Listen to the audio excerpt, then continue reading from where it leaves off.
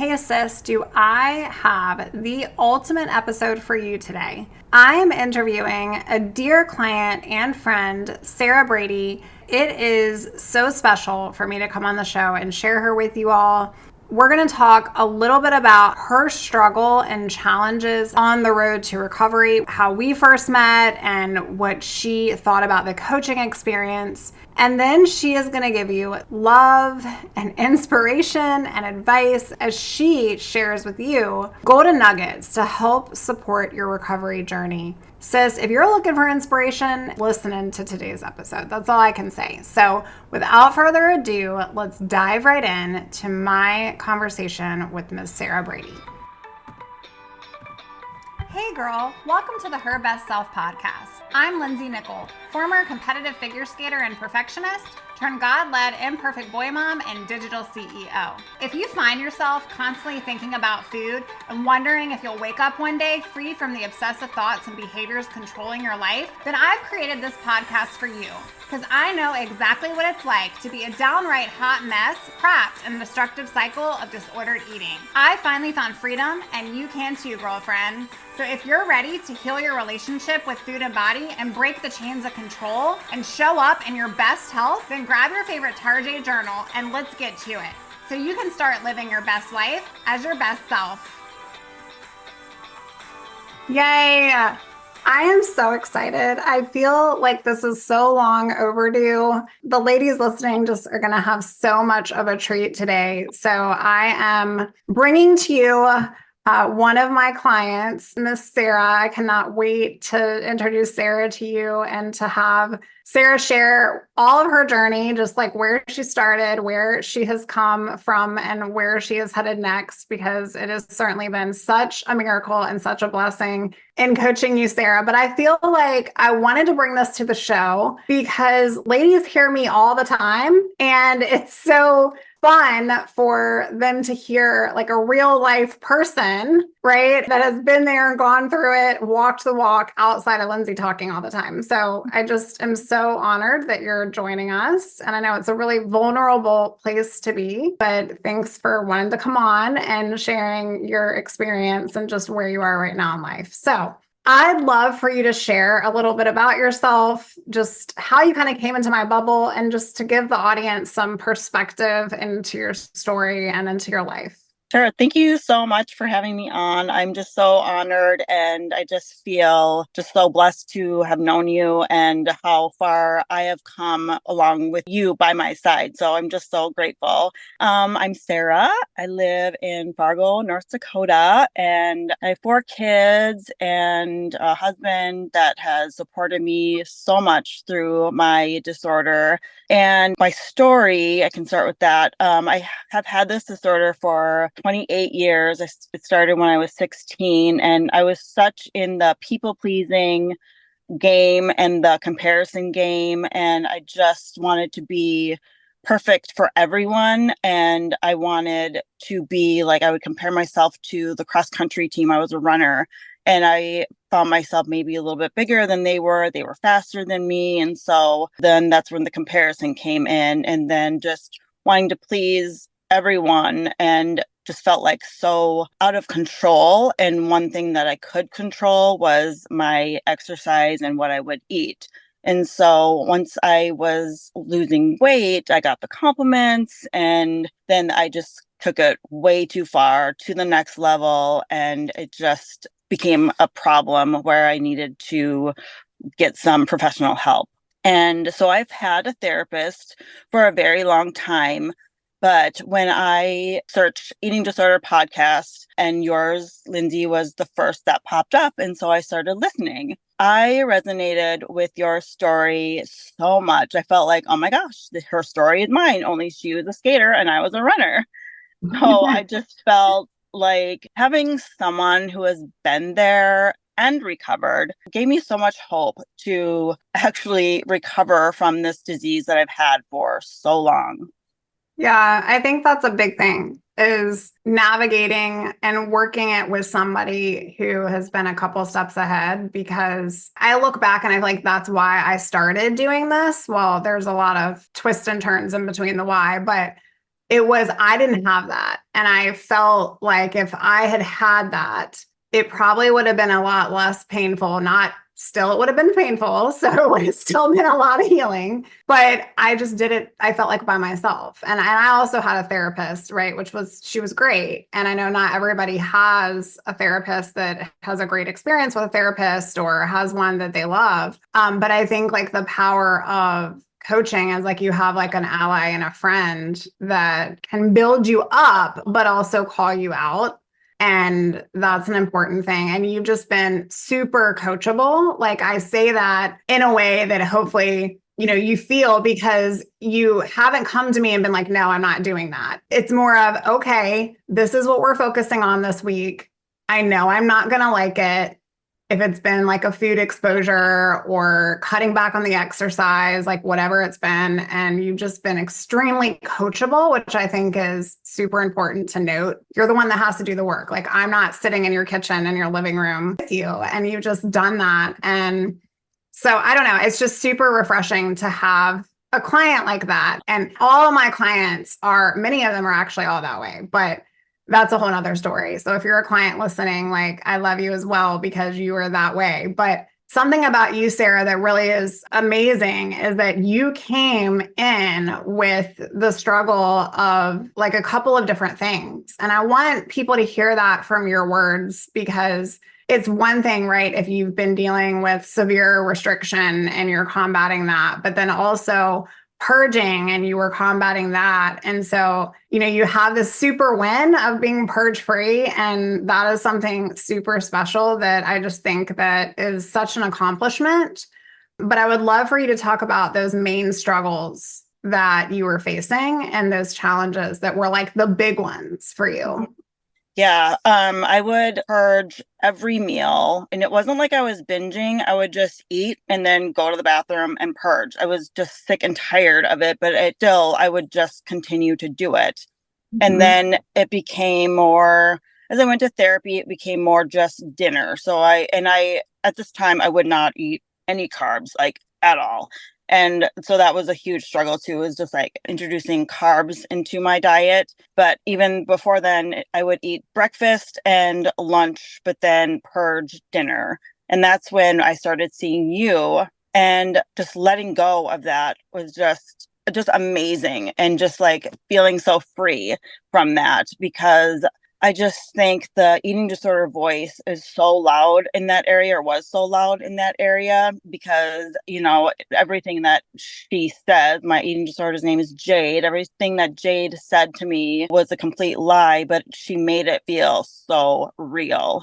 And then another thing would just be people pleasing, and just, and worrying so much about what other people would think if I gained weight. Oh my gosh, they're going to think I'm lazy. They're going to think, or even myself, I would tell myself, well, that means, gosh, if I don't walk or work out today, I'm so lazy, and that would definitely be Jade telling me that. And then, of course, worrying what other people would think, if I gained the weight. So those two things are probably the main things that I had to get over. Yeah, I think it was certainly an identity shift. And I saw the shed happen with you. And I can see this happen with every client that comes in, but I really see it because it's like this gust and this surge of inspiration that happens. And you're like, yes, eating it all up. Like I'm going to do the things and I get all this empowerment. And then it gets hard. Mm-hmm. And the harder happens before the breakthrough. And I saw that happen. You're like, well, everything was going like fine. And I felt like I was on top of my recovery. And then there was this surge of, oh no, what's going on? And this out of control. A lot of that was coming from the shedding of that identity, right? Of that former self that we have attached to as if that's who we really are. Really a cool transformational experience, to witness, but I've been there myself, and it just kind of bracing for that. Not every moment in time is going to be a moment where we're crushing all the goals. I think one thing that you did super well, again, going back to being coachable, is that you would level set, like these are the areas, and that's what we try to do in session, is these are the areas where I feel out of control or I feel like I haven't yet arrived. And so building up all that you have done is important, but then also kind of focusing on, okay, what's really coming up for you this week, right? So it's super tangible in your day to day. And it's not this high level, oh, I want to change, but I don't have any clue how to get there. It's supporting those tangible steps and then you doing those steps. And I saw that shift of shedding happen with identity, of you no longer identifying with bulimia. You were like, I'm no longer bulimic. And we really stood in that truth. And so I think that's when I started noticing like the super shift happen. Now, can you share when we first met why I guess you invested and felt that coaching was going to be something that would be helpful for you and what prompted you to reach out and really make that commitment to put yourself first? Because I know that there's ladies listening right now that listen to the show week after week and they're listeners and they believe these things are true and they hear me talking and they're like, yes, that's me. I identify. But what actually made you go, okay, I want to do something about it? What was the reason that you decided to reach out? Like I said before, I was just so sick and tired of being sick and tired. And like I had been through professional therapy for 13 years with the same therapist, which had been helpful, but I needed more. I needed someone who has been there before and knew what it felt like to actually have an eating disorder, because that's something my therapist didn't have or doesn't have. I think just I'm gonna start crying, but I was so tired of just like being irritated with my kids all the time. And I knew that was a deficit of nutrition and being just irritated with my husband and just like yelling and like throwing things. And that is not me. Like that is not who I am. And I know it was just the imbalance, like I said, that I had in myself. So I was just done being that person that Jade had me be. And, I just, like I said, I'm not that person. I'm a person who, like the other day, or just yesterday, the 4th of July was like the best 4th of July I've ever had because I was present with my kids. We were playing volleyball. I had no care in the world, like what I was going to eat, there wasn't like completely 100% on my mind. Or today I didn't go for a walk today like I usually do. I had a nice lazy morning with my kids and I'm so much more present. I'm happy.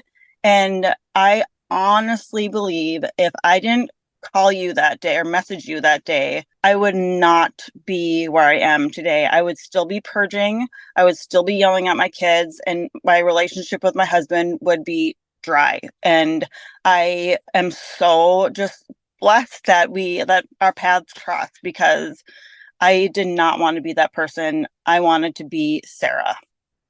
So I feel like I want to cry because in so many ways, every single client that comes into my bubble, I feel like was sent to me.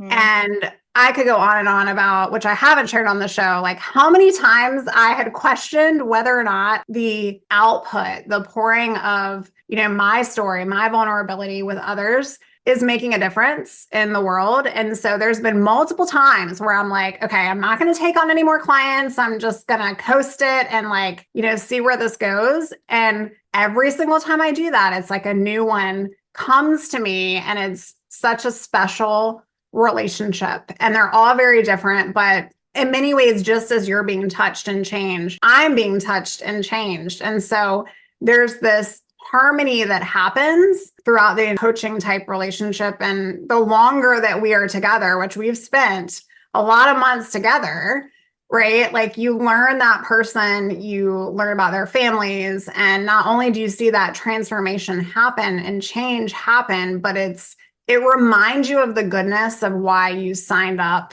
And I say signed up because this place can be hard. Like you're dealing with real life hard stuff. And it can even bring back memories, right? If somebody says something and you're like, gosh, I remember when I was going through that. And so I do take it as a calling and a passion, but it's definitely very personal to me. And so that's where you mix like business with personal. And so for me, I feel the exact same way. I feel like every person that comes in the door has touched me, and you certainly have. And also just hearing the impact that it had like on your 4th of July, even recent, right? Those are the little things that matter.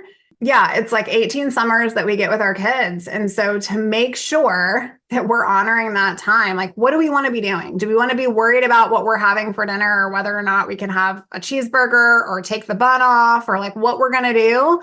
Or do we want to be present in that? And so I truly believe you were sent to me, but it has been a relationship built and not just, me helping you get there, but you have done the work and that's the difference. And so I don't know, would you say there was a point in time that just clicked for you and you were like, I'm all in on this? Or is there something that you remember as like an aha moment throughout our time together, like maybe a certain month or week, or where you just embrace the fact that, yes, I'm scared to gain weight, but I know that I have to surrender this and I have to be able to actually make the commitment? Was there any of that you remember along the way that you care to share? It was when I had the bagel. You had told me to go to the bagel shop, and this bagel shop, I mean, they're not joking around when they make their bagels. I mean, that's like large and in charge. And so I went to this bagel shop that is in town here, and you told me to go out like just with myself and be present with every bite. And I took that challenge, and after I ate that, I felt so much energy. Like my body was like, thank you, thank you, thank you. And I just remember that, oh, this is how I'm supposed to feel, and that just had the breakthrough of like carbs are not bad, they're not the enemy. They're actually like our friend. And I have completely embraced that. I have carbs at every meal now. And I love carbs. And I think I've always loved carbs, but because of society saying they're so bad, I would never have them. And then just getting over that fear of gaining weight, because once I did gain weight, I gained so much more. I gained a whole new world outside of just thinking about food and exercise. Like there's so much more to this life and this world than food and exercise. And I was just introduced to this like a new life. Like traveling would be like, oh no, I'm not traveling. I don't know what's going to happen. I don't know. Like the unknown was so scary. And I would go to the lake and I'd bring all my own food because so I would know, but still it would bring up anxiety because I was scared of what people would think. But now I have 2 trips booked and I am so excited. I'm not anxious. As time comes, I'll probably be a little anxious, but not so much because of the food. It would be because of my children, like keeping them in line. Like, oh my gosh, like I have one daughter that's like, she's anxious herself. And so it's like I totally switched for me and it just feels so free. I don't even know if I have all the words because I feel like I've kind of thought about this day. I remember when we first started together and we were talking about it, and I was like, well, one day I'm going to have you on the show. And it is here, and it just feels a little surreal. Like we kind of like playfully talked about this in our last session on Wednesday, where it was like, I'm going to have you on the show. And then I just wanted to have you like today so that I didn't sit around thinking about it, because it's one of those things where it's not goodbye, it's see you later. And we're going to talk about that. But it's more of positioning you to go do your life. And that is so freeing in itself, just to be a part of that. And it has been such a reward. And with that, I think when you started, I talk about this concept of the best self statement and the best self reflection and really setting yourself up to be the best version of you, the nourished version of you, and the version of you that's there for your family and present. And so we revisited that this past week, and that was fun to revisit. I think we've done it a couple of times to just see like how far you've come and how you are showing up already as her. And once was only a dream for you, but now is a current reality in your life. And that in itself is mind boggling, right? I'm sure people are thinking like, how is that possible? But I would love for you to share just a little bit about what does your best self mean? And I know we've talked about a couple of these concepts today, being present with your kids and going traveling and being able to do those things. And like, how are you her now was once just a dream in your life. Like, I wish I could do this, right? But I am not doing that yet. And now you are. What does your best self mean? And how are you her now?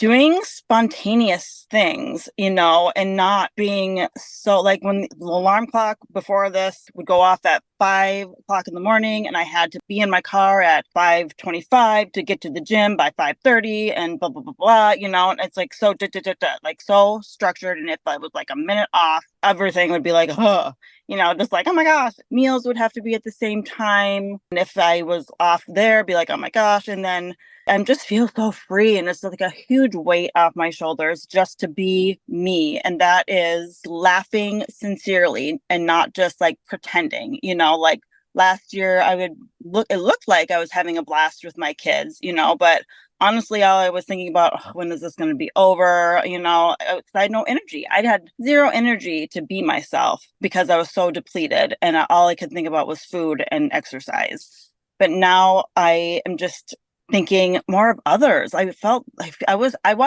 so selfish, and that was the eating disorder. That wasn't like me, because I am not a selfish person. The family thing, like I have my relationship with my kids has done like a 180. I just enjoy them. Before they were annoying, they were chores. I looked at them, they were just a chore, they were exhausting, but now I enjoy them. I love them. I mean, I've always loved them, but it's a different type of love, honestly. And so, like you said, it's a dream come true that I am the person who I am today. And I mean, it's the hard work that mhm, you've put in. And I think what people need to understand is that it doesn't happen overnight. It is little baby steps.